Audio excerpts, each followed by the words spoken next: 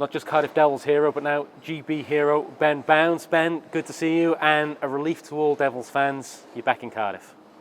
Yeah, I think it's going to be a fun year.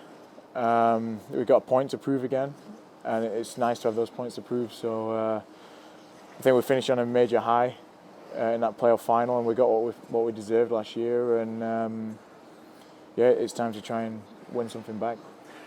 I'm not going to pry too much into your business, but let's deal with your profile this summer, because obviously with GB you were stellar, and it put you right in the shop window. There must have been offers. There must have been tempting propositions. There was actually, if I'm being honest, there was one offer, and I think what people don't realise is, and players probably won't admit either, but goaltending is probably the most important position. If you don't get your goaltending right, then you're not going to win. So it was frustrating, kind of in a way, that pretty much all the jobs in Europe were taken, and it's the best way to put it is it's been a dream of mine since I was 6 to play abroad, play outside the UK, and even better would be to make a career outside the UK. And to come so close, and not quite reach that dream it still stings a little bit. But I'm at an awesome club, and like, the Devils have been awesome through it all, because they I'd actually signed for them before last season even started, ready for this season. They offered me an extension, but there was a clause in there that gave me time to find a new club outside of the UK. And I mean, if I was single and had no mortgage and stuff like that, it'd make it a lot easier, because there was one offer that, to be honest, if we hadn't have, like we just said off camera, if we hadn't have got promotion, sorry, not promotion, if we hadn't have stayed up, then I probably would have taken it, because the league's not quite as good as ours, but the the reputation was better. And I think straight away just staying up has put the British game on the market a lot more, and it means that I get to stay somewhere that I know, that I love. My fiance loves it here, that I can still see the family when I want to. It's not going to put me in any in trouble financially as the offer may have if I'd have gone there, and that's obviously a sacrifice you have to take if you do want those opportunities. But no, it's the Devils have been awesome through it all, and I've spoke back and forth with Lordo and Todd during the whole process of being open as that's what I want to be. There was some interest to come from some teams that were quite amazing just to get that interest, to be fair, and they're looking for their big goalies, for the perfect goalie, and I completely understand that. I mean, I know that one team at one point were looking for something a bit more exciting in terms of a better CV and not a Brit goalie, and it's something you deal with, and I completely understand that, and that's probably a frustrating part in the fact that you're good enough to play in these leagues, but that kind of holds you back a little bit. So it's there were the one offer, a nice little bit of interest from leagues that I did not expect it from. So that's a big boost. But no, I mean, I'm excited to be back, and everything's going to be full steam ahead now for the Devils. And the good thing is I get another shot at the Worlds next year. So I mean, it puts me in a good place, because obviously we have Brabham here as a goalie coach. So if I'd have gone to the team that did offer me it, they didn't have a goalie coach set. So the league's better. I've got a goalie coach. We're in the CHL, and it's going to put me in a good stead to hopefully move off into another league next year if that opportunity does come. And if not, then you don't know. I might be back at the Devils again, and we'll see. And as I said to everyone who I've spoke about it, I'd be super proud of having a full elite league career. I mean, as a British goalie, it's hard to get here just in its own. So to play for a team like the Devils, to win what I've won over the past 5 years, it's in my opinion, it's pretty special to do that as a Brit. And I think people don't realise how hard it is, and how hard the journey's been just to make the elite league. Never mind getting out of the elite league or playing abroad or anything like that. So like I said, I'd be super proud of that. But if I never tried Europe, then I'd probably regret that at the end of my career. But again, like I said, if that opportunity never comes, it never comes, and that's it. Everything happens for a reason. And like I said, hopefully we'll win something else this year and win more trophies and see how it goes from there. Absolutely, here. I do want to touch on all the highs of last year. I want to start with, though, and always careful how I ask this question, because every paying customer has a right to a constructive view, and the Devils fan base is absolutely passionate. You're that netminder, you're the guy, what's the famous saying, you know, if you make a mistake, a red light goes on and 3,000 people kind of boo you. Times seemed to be a little bit tough at the start of last season. Was that be fair to say? Yeah, a little bit. I mean, the CHL didn't go how I wanted it to, but then we started the league with like on fire, and myself included in that. And then we hit a little bit of a rut. There were things outside of our control that I think hit the team harder than it should have last year, and you don't get to see that from a spectator's point of view. And that shouldn't really matter, because I mean, once you're on the ice, you should leave your problems. But I think you should leave your problems behind, should I say. But unfortunately, that didn't quite happen last year, and it did affect us more than what we would have liked. So yeah, I mean, it was tough at times from that point of view, and it's another learning curve, having to handle that. And I know for me, there were some more personal things that happened last year. I mean, I lost one of my grandmas, and that were around the same time that everything happened. So yeah, it kind of all snowballs into one, and you get through that, and to finish the way we did, it kind of made it all worth it. I mean, obviously, there's no other word for it. I mean, it sucks the way that we lost the league, and it's going to happen. But you know what? I think I come out a stronger person and a better goalie for it. And those people, what you learn is the people that have those opinions in the way that they put them across, they're either jealous of what you do, or just don't know anything about your sport. They don't understand anything, and that's not trying to slag them off, and it's just a fact. And they're just when you're at the top, you're always going to get people that don't like you or don't agree with you or want to kind of try and bring you down and knock you off your perch, and that's going to happen. And unfortunately, as a goalie, you get the brunt of that, and it's something that you learn to handle. And like I say, it's nice I managed to prove everyone wrong with that playoff final performance, and then hopefully people realise the quality of goaltending that actually I'm after these Worlds. And that's not trying to sound big-headed or anything or arrogant. That's again just factual. That's just how it is. And I think as a person, I've probably always put the team ahead of my own kind of ego, and it were nice to have my ego and my abilities come out a little bit more towards the end of the season and show that. You mentioned last year, you know, being a difficult year or a different year. What was interesting to me, watching it, it was almost like you and Beskorani were going a one-on-one battle. That must have been a different challenge. That must have been, I don't know, again, I've not played goaltender, but knowing that you had to be perfect most nights because he was going to be perfect most nights, was that a challenge you enjoyed? Yeah, no, I love that. It's always nice having goalie battles. I love it. I mean, Beskorani was an unbelievable goalie. I mean, we saw that, and he's moved on to Slovakia this year. So, I mean, I hope he does really well over there. And I think it was kind of hard because we both had two awesome teams in front of us, but two completely different setup teams. Yes. We were very, very offensive at times, and they were very, very defensive at times. And you saw the problem with Belfast last year is how they set up. You had to break them down before you even got to Beskorani, and then when you have to break him down, it makes your job twice as hard as what it should be. So I mean, it was awesome to do that, and I mean, we ended up like tied on points or whatever. I think it was a regulation win that they won it on, and stuff like that. So no, it were fun. Obviously it's disappointing to do that, but then to kind of get a bit of revenge on him in the playoff final. But you know what, you lose to a goalie. I mean, when he's played like he did all last season, he deserved that. And can a netminder get in a player's head? Do you use that to your advantage? Are there players in the league that you know, without naming them, that you've performed so well against them, you can get in their head, or is that just an old cliche? I think that's an old cliche that someone probably made. I mean, there'll be goalies that said they do get in their heads, but no, I think I wouldn't say it's players, because everything's unpredictable, and it happens so quick you can't really predict. Well, you can have an idea of what the guys are going to do, but you don't know what's going to happen until it actually happens. So it's all about reading, reacting, anticipating with us, but not acting too quickly on that anticipation or that read. You've got to be nice and patient. But no, I do agree that there's teams. I believe that there's teams that kind of suit you better. Okay. And even when we're at the World, some teams suited my style better than other teams, and things like that. So I believe there's teams that you come up against and you just suit their style of play better. or their suits you better, should I say. But as for individual players, I'm not sure that there's necessarily individual players that you think, yeah, I'm fine against him.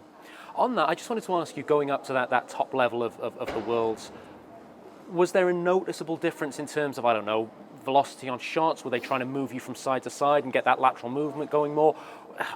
Was there a big step up in terms of the shooters you were facing? No, I wouldn't say there's a big step up in terms of shooters, or even the CHL. That's not a big step up in terms of shooting. I'd say that they're slightly more clinical sometimes. But I think the big thing at the Worlds was probably the speed. The speed that everything happened, the speed that they think. And it took us a few games to adjust. The Danish game was a big wake-up call, a bit embarrassing for us all, and it was probably the best thing that could have happened to us.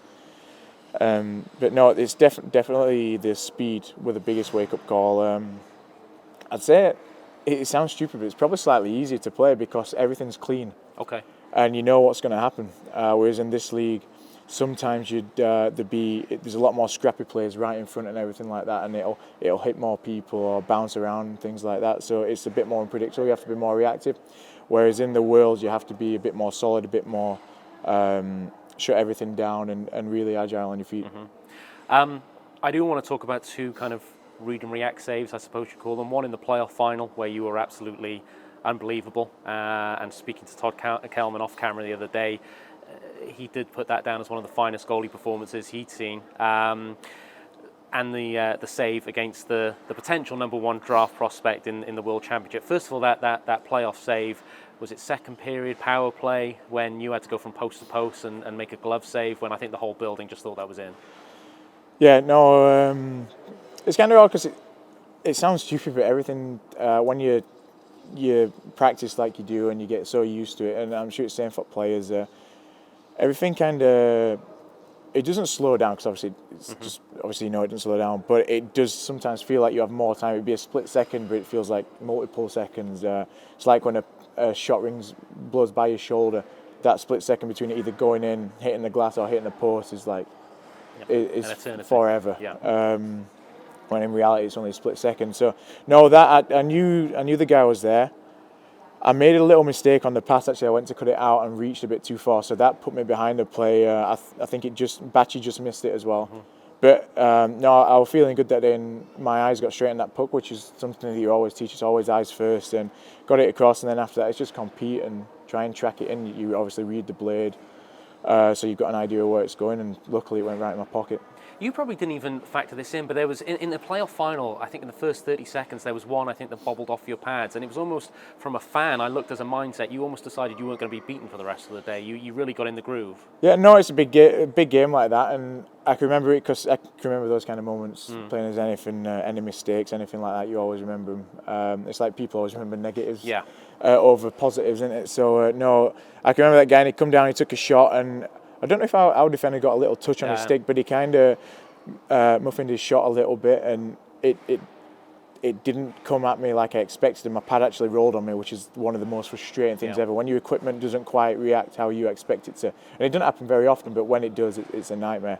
And my pad rolled and it slipped underneath me, hit the post, and obviously come out, and we carried on. But no, from that, obviously that's one big stroke of luck I've just used up. Yeah. And that's a different game if that bounced off the post a different way. So I said thank you to my post a little bit, and just thought, you know what, it's time to switch on now and make sure the team know that I'm in the right frame of mind and that's not going to affect me. So tell me about the Hughes save then, because that went viral in the end, and he had a lot of net to shoot at. It looked like you were down, but you get that glove hand up. Yeah, I mean, I was disappointed with the Canada game a little bit, and then obviously the Denmark game. So after the Denmark game especially, I knew I had to bounce back. And the hard thing about the Worlds this year is that even if I knew going into these games that if I played my best, would still have a very slim chance of winning these teams just because the quality is so high. So going into that, 6 was my absolute limit. I did not want to go above 6. And I can't remember when they scored the 6th goal, but after that I was like, come on, we have to do whatever we can now to make sure it doesn't go above it. And then it's only 3 goals as well. 3-goal defeat against the USA as Britain is a very, very good game from our point of view. And I hate saying that because you're still losing. It sounds a bit of a losing attitude, but really it's not. It's just being realistic, like you say. So no, it kind of hits me up in the throat area of the shot, he pulls a nice move around the defenseman and shoots just by him, and I can remember it hit me up in my throat somewhere, and when it hits you in that area, it's hard to control. I bet. And I can remember seeing it pop out and just seeing a blue shirt get to it, and I think, oh God, here we go. And he took it around me, and it's just compete basically. Again, it's something that you always teach the kids when we coach them and stuff like that. If you want to be a good goalie, you have to compete. You can't rely on technique or anything. All the best goalies in the world, they have the highest compete levels. And it was just a case of pushing as hard as I could, reaching, and like I say, I don't take my eyes off it, track it all the way, and luckily again it went right in that pocket in my glove, and I stretched that hard actually. I think you can see it on the replay. Stretched that hard that when I brought it back in that hard that it falls out of my glove again, and the D luckily there to sweep it up, so it like went from, oh my God, I've saved it, to, oh no, I've dropped it, and then, oh thank God for that, they shoveled it back in. So. You mentioned him earlier. There are a lot of heroes at this club, most of them visible, yourself being one, but there are some unsung heroes too. Tell me about the work that Dan Brabham does. Oh, it's awesome. I don't want to say too much about him because he likes his head will be massive by the end of it. But no, Dan's amazing. He knows, obviously, after a game, like we say, if it's been a bad game, you'll get a lot of abuse. But I mean, at the same time, if you've been good, you get way too much praise.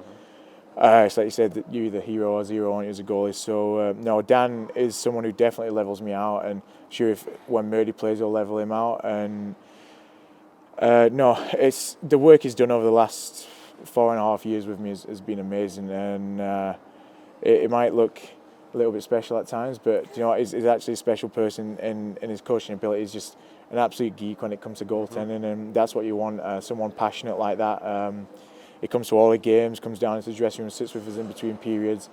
If there's been any mistakes, he'll talk through any goals. If we've not conceded, I might have had 20 odd shots and saved them all, but he'll have noticed a few mistakes and he'll be like, all right, bring it back down, you need to watch out for this, watch out for that. And if he sees anything, brings that in, and then just he'll come on in the morning and just run through stuff for maybe 30 minutes or so, and me and Mary will be nice and fresh after it. You get back into your technique and bring back those good habits and get rid of the bad habits that you pick up during training when everything's running at a million miles an hour. So no, Dan's absolutely brilliant, and when the best thing about him is, like I say, when he levels me out, but especially when you're at low points, he'll always send the right messages. And I know after that Coventry game, he sent me quite a nice little message and outlined everything that we'd achieved this season. It kind of hit home how much we had achieved to say that it was supposed to be a bad season kind of thing. Just want to finish on 2 light notes, or potentially light notes, a little bit of housekeeping. First of all, you've got another big event this summer, I believe, which very lucky man, and you're planning for. And also you want to give a message to the Devils fans that something popular might be retired this year. Yeah, so the first thing's the wedding. I know Jade will say that's the biggest thing out of everything, but no, that's in... not long now, it's about 2 weeks. So I actually go on my stag do on Monday actually. Old Mad Dog's in charge of that, as he's my best man, so you can imagine messy. That might get like, especially with him in charge. I mean, don't even know where we're going properly or what hotel we're staying at. So it's Tenby. Yeah. So no, so that's going to be fun. But no, the wedding I'm looking forward to. We've got a lot of the guys going. I have a relatively small family. Jade's got more extended family, so we've got all our family going, and I'd say that pretty much all the friends that we've taken that aren't family are all hockey related. I mean, some Devils will remember Passy Wrighton. Yep. He's going to be at the wedding. Richard Day from Puckstop, who's been with me since I was 17, 18 in the EPL, and it's been a massive part of my career so far. Like, he's going to be there. There's going to be so many of the Devils guys, and people who I've played with growing up, like Matt Haywood, Ben Davis, will be there, and I think it's going to be a really fun day, and it's going to be a nice little special one, getting to share all that that kind of day and those kind of moments with those kind of people. So that shows you kind of what you get from hockey. And then the last thing that some fans might not be happy about, but we're not going to do the wave anymore this year. I think it's run its course. I mean, it's been 5 years. We've won a hell of a lot of games on home ice, and I just think things go stale. And I've talked about it the last 2 years, to be fair, and I know that the kids love it, and my grandma loves it actually. So she's done it a couple of times. Yeah, she has, and that's probably one of the most special moments ever, actually. So we're not going to do that anymore, and hopefully, I don't know, Todd and Fee might come up with something that the guys can do. And I just feel like sometimes we'll play games where the guys have been unbelievable. I maybe haven't, or we've routed a team or something like that, and it's the focus then gets put on me for a win that shouldn't be on me. And I'd prefer the guys to get something out of it and get back in the dressing room in time for a meeting for a change. Well, it might be unpopular with the fans, but I think that's a noble kind of team attitude.